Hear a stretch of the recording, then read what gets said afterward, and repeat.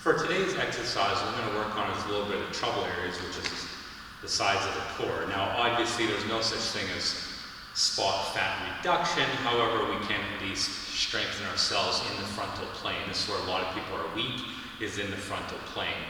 Also, the way that this works is when we start balancing out the body and get stronger, then we can do more intense workouts without injuring ourselves. The problem is, to get a lot of the results people are looking for, they need to do a workout that's too intense for what their body's ready for.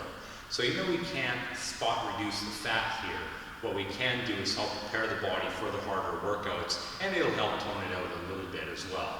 Okay, so I'm going to do one of my favorite combos. Again, I like doing combos. So this one, we're going to work on the sides. We're going to start with a side plank with a hip dip, and from there we're going to switch up to a side crunch and then do the other side. So come down onto the mat, and what we're going to do here is I'll show you again a couple of different versions. So we're down on the mat, you'll be on your arm here. Now you want to keep the shoulder in here, you don't want to let it come out. What you can do as well, if you find this is a little bit hard on your arm, you can actually cup your shoulder and suck it in. You kind of help suck it into socket. So from here, once we bring the hips up and forward to get ourselves into position, you have a little more stability. If that still bothers your shoulder, then just don't bother with the hip dip part and just do the side crunch. Some of these exercises might be a little too hard for a few of you, so again, it's just a generalized workout for now, since I'm not working with you one-on-one. So what you can do is hook onto your shoulder. I'm going to do it without, now that you've seen that. Now with the bottom part, you got a few different options. What I'm going to do here is the easier one where the knees are bent. I bring my hips forward and up into our position. Now another one you can do is the top leg out. This is a little bit harder. Now the next one, what you can do is your legs are out and you just bring this top one over top here. So you bring yourself up. We now have a longer body to do this, but you have this leg here to support you. Next one you can do is stacking your feet on top of each other and do it from here, and obviously you can scissor your legs. Okay, so I give you a few different options. Try each one and see what works best for you. I'm going to do it with my legs stacked on top of each other, and we're just going to do a nice slow hip dip.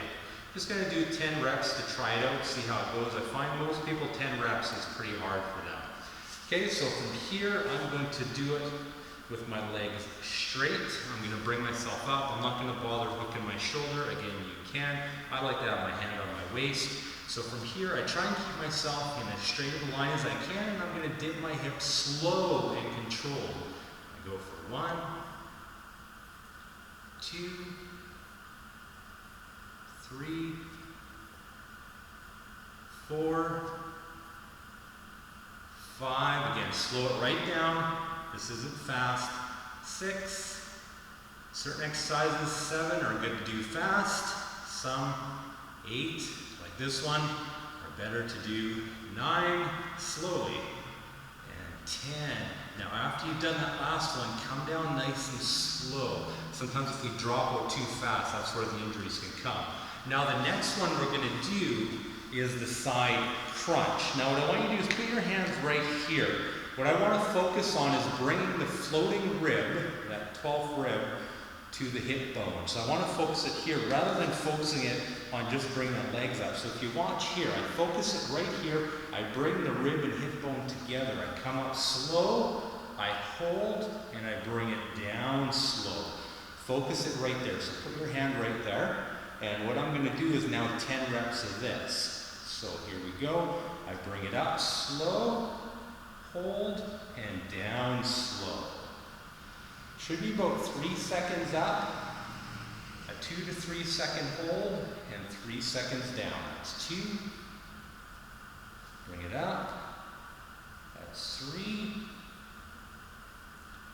Bring it up. That's 4.